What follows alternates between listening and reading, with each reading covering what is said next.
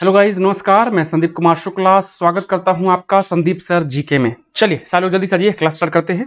और शाम को 3 बज चुका है। 3 बजे आपको पता है कि हमारी वन लाइनर की क्लास होती है। इंपॉर्टेंट क्लास है, ठीक है। और ये वन लाइनर है, ये सीरीज में ऑलरेडी एक बार पहले करा चुका हूँ, आज से 1.5 साल पहले। और इसका इतना बेनिफिट हुआ था बच्चों को कि हर सब्जेक्ट का मैंने 500 वन लाइनर्स कराया था। History, geography, polity, economics, science और कंप्यूटर का भी कराया था, शायद मुझे याद है। कुल मिला के करीब 4000 के आसपास इंपॉर्टेंट वॉलेंस कराया था। और हर एक एग्जाम में 10-10, 15-15 क्वेश्चन यहाँ से मिल रहे थे। आप समझ सकते हैं कि 4000 लाइन याद करके अगर आपको 10-15 लाइन क्वेश्चन मिल जाए, बहुत बड़ी बात होती है, ठीक है। बहुत बड़ी बात होती है जीके में, ठीक है। चलिए तो स्टार्ट करते हैं। ज्योग्राफी का वॉलेंस नंबर 11 है। टोटल 13 या 14 वॉलेंस की क्लास है ज्योग्राफी की। और देन उसके बाद में आपका पॉलिटी और इकोनॉमिक्स का स्टार्ट कर देंगे, फिर हिस्ट्री का स्टार्ट कर देंगे, ठीक है। चलिए तो क्लास स्टार्ट करते हैं माय डियर। और पहला क्वेश्चन आपके स्क्रीन पर। First question is on. अच्छा, टाइम बता दूं पहले। सुबह 9 बजे जीके ट्रिक की क्लास होती है डेली एवरीडे, ठीक है। बीच में भी 1-2 दिन नहीं हुई थी एक्चुअली, थोड़ा सा हमारे घर में कुछ ऐसा दुखद हो गया था। दिन उसके बाद क्लास नहीं ले पाया मैं, ठीक है। दिन उसके बाद में 3 बजे होती है हमारी ज्योग्राफी की क्लास। और शाम को 6 बजे होता है क्वेश्चन आंसर की क्लास। रात को 9 बजे होता है टॉपिक वाला क्लास। स्टार्ट करते हैं। पहला वाला ना आपके स्क्रीन पर। चावल का कटोरा किसे कहा जाता है? राइस बॉल किसे कहा जाता है? तो चावल का कटोरा किसे कहते हैं माय डियर? छत्तीसगढ़ को। छत्तीसगढ़ जो है उसको धान का कटोरा, चावल का कटोरा कहा जाता है। क्लियर? इंपॉर्टेंट है, क्वेश्चन एग्जाम में कई बार पूछ चुका है, ठीक है। चलिए अगला क्वेश्चन है, सार्क देशों में सबसे अधिक साक्षरता वाला देश कौन सा है? जो सार्क कंट्रीज हैं उसमें सबसे ज्यादा साक्षरता वाला कंट्री कौन सा है? सबसे ज्यादा लिटरेसी किस कंट्री में है? तो जो सार्क कंट्रीज हैं उसमें सबसे अच्छी जो साक्षरता है वो मालदीव की है। आपके लिए वीडियो खत्म होने के बाद में कमेंट सेक्शन के लिए एक होमवर्क है कि सार्क कंट्रीज में कौन कौन से देश आते हैं।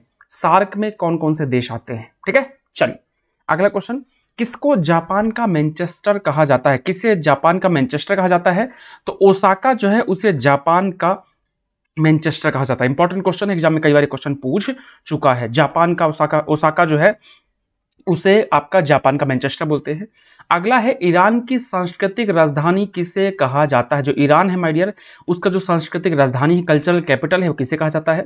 ईरान का सांस्कृतिक राजधानी किसको बोलते हैं? शिराज को। जो शिराज एक जगह है माय डियर उसे ईरान का सांस्कृतिक राजधानी, कैपिटल, कल्चरल कैपिटल बोलते हैं। वैसे ही मध्य प्रदेश की सांस्कृतिक राजधानी कहा जाता है जबलपुर को। जबलपुर जो है उसको मध्य प्रदेश का सांस्कृतिक राजधानी कहा जाता है। अगला क्वेश्चन, सबसे अधिक मुस्लिम आबादी वाला देश दुनिया में कौन सा है? काफी लोग इस क्वेश्चन को गलत करते हैं। अगर पॉपुलेशन के हिसाब से देखेंगे तो सबसे ज्यादा पॉपुलेशन जो है वो इंडोनेशिया में है। सबसे ज्यादा जो मुसलमान है पॉपुलेशन के हिसाब से इंडोनेशिया में। कई लोग पाकिस्तान या सऊदी अरब या ईरान या इराक कर देते हैं ना, आंसर इज रॉन्ग। इंडोनेशिया जो है वो पॉपुलेशन के हिसाब से सबसे ज्यादा मुसलमान वाला कंट्री है। अगला है, वर्ल्ड का सबसे अधिक क्रोमियम कहां से निकाला जाता है? तो क्रोमियम की अगर बात की जाए तो सबसे ज्यादा क्रोमियम जो है कहां से निकाला जाता है? साउथ अफ्रीका से। और साउथ अफ्रीका में ही एक जगह है जोहानिसबर्ग और एक जगह है किम्बरले। ये दोनों जो जगह है माय डियर फेमस हैं। एक है गोल्ड के लिए और एक है डायमंड के लिए।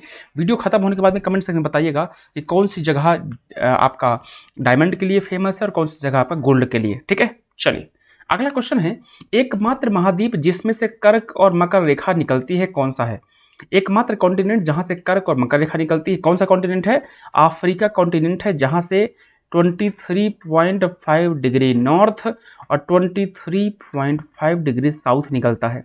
एक बार क्वेश्चन पूछा था एग्जाम में, और यकीन मानिए आज से 3 या 4 साल पहले की बात है। मैंने एक क्वेश्चन देखा तो मैं इस क्वेश्चन को मुझे 3 बार पढ़ना पड़ा था। हुआ क्या था, उसने लिखा था कि ऐसी कौन सी कॉन्टिनेंट है जहां से इक्वेटर, कर्क रेखा और मकर रेखा निकलती है। अब एक बार हुआ कि हमने क्वेश्चन क्या पढ़ा है, हमने क्वेश्चन यहाँ पे पढ़ा है कि कर्क रेखा, मकर रेखा। आपको पता है कर्क और मकर के बीच में आती है इक्वेटर, मतलब 0 डिग्री, वो भी लाजमी सी बात है, वो भी बीच से निकलती ही होगी। तो कई बार ऐसा हो जाता है कोई क्वेश्चन हमने ट्रेडिशनल क्वेश्चन पढ़ा हुआ है और क्वेश्चन पूछेगा वही, लेकिन तरीका अलग होगा और हमको 2 बार 3 बार क्वेश्चन को पढ़ना पड़ जाता है, ठीक है। तो अगर कर्क रेखा मकर रेखा पूछे तो भी आंसर सेम है, और मान लो अगर तीनों लाइंस का नाम लिख दे तो भी आंसर सेम है। मान लो अगर नाम न लिख के सिर्फ इतना लिख दे 23.5 डिग्री नॉर्थ, 0 डिग्री लैटिट्यूड और 23.5 डिग्री साउथ, अगर ये नाम पूछे इसका भी आंसर आपका क्या होगा? Africa continent. अगला है, विश्व का सबसे बड़ा नगर जनसंख्या की दृष्टि से कौन सा है? वर्ल्ड का सबसे बड़ा शहर कौन सा है जनसंख्या की नगरी से? Mexico city. अगला, संसार में सबसे अधिक ऊंचाई पर स्थित झील कौन सी है? सबसे हाइट पर स्थित लेक कौन सा है?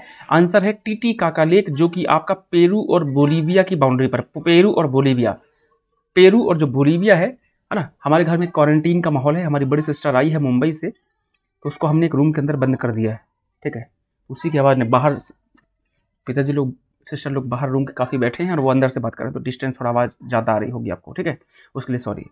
क्वारंटीन बहुत जरूरी है, फिर से बोलता हूँ ध्यान रखिएगा, कोरोना डेंजरस है, अपनों से ही होता है। अगर आप घर में भी कोई ऐसी बाहर से आता है तो प्लीज़ एक रूम में सेपरेट आप उनको बंद कर दीजिए, बंद मतलब ताला मत लगाओ, बंद कर दीजिए, उनको बोल दीजिए भाई बाहर नहीं निकलिए। 6-7 दिन की बात होती है, 7 दिन में चीज़ें क्लियर हो जाती है। हालांकि तो वैसे तो 14 दिन का क्वारंटाइन होना चाहिए, लेकिन 7-8 डेज में अगर होना होता है तो चीज़ें क्लियर हो जाती है। भगवान ना हो कि करे कि हो, फिर भी सेफ्टी अपनी जरूरी है, ठीक है। तो प्लीज़ इस बात का थोड़ा ध्यान रखिएगा। घर में अगर कोई कार्यक्रम वगैरह हो रहे हैं तो कार्यक्रम वगैरह भी थोड़ी सा पोस्टपोन कर दीजिए। जैसे मेरा एंगेजमेंट था 22 अप्रैल को, ठीक है, हम लोगों ने पोस्टपोन कर दिया क्योंकि भाई बहुत चीज़ें होती हैं। आप उनके यहाँ पे फैमिली पे, हमारे यहाँ पे रिलेटिव्स आएंगे, बहुत चीज़ें होती हैं, ठीक है। तो इस कारण से कार्यक्रम को पोस्टपोन कर दिया गया कि भाई शांति सुकून से चीज़ें हो जाएं, इस टाइम पे करना उचित नहीं है।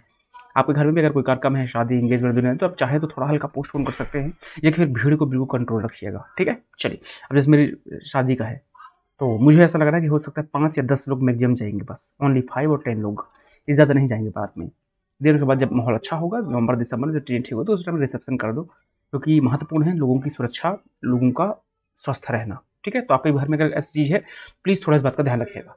अगला है, सबसे बड़ा द्वीप समूह कौन सा है? सबसे बड़ा आइलैंड ग्रुप कौन सा है?